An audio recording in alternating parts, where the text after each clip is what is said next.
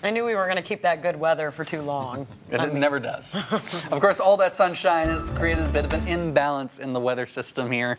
It feels nice, it feels warm, but you can't continue to warm. Eventually, you got to adjust, and that's what that cold front is going to be doing.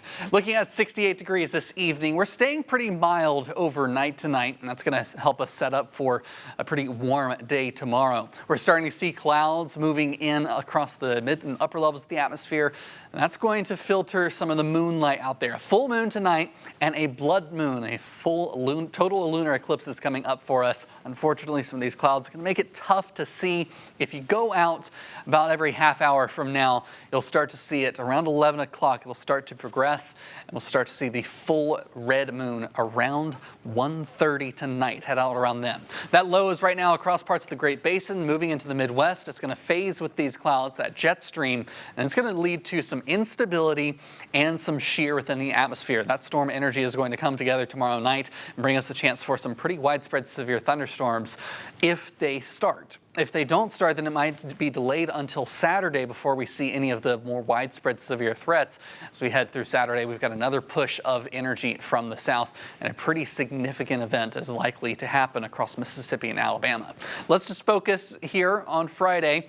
We'll start to see some of the showers coming through into the evening time frame across parts of Arkansas here into the mid-south. Now, this is around 10 o'clock. It's not showing much happening. The few hours after that, we start to see a little more convection across western Tennessee. That's when we could see some of those storms tapping into some of that additional energy in the atmosphere.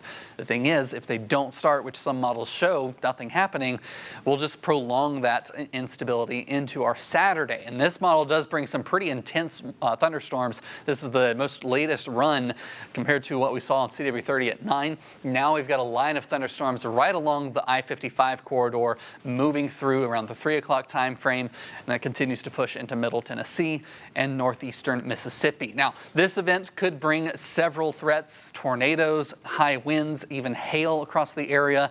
And it's going to be a pretty long-lasting event for us. Another model, the European model, it's a wider resolution, so it's not quite so fine.